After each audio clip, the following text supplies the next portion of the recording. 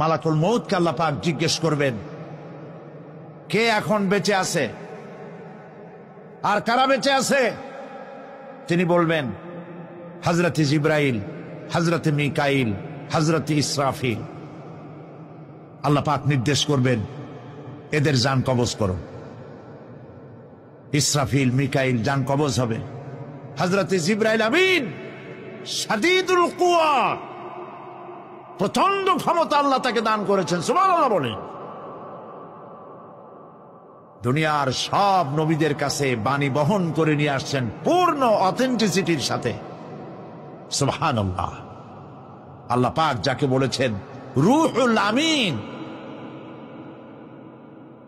নবী করিম সাল্লাল্লাহু আলাইহি সাল্লামের মেরাজের রাত্রে যে কথা বলা হয়েছে, ওয়ালাকাদ রাআহু বিল উফুকিল মুবিন, পশ্চিম দিক বলয়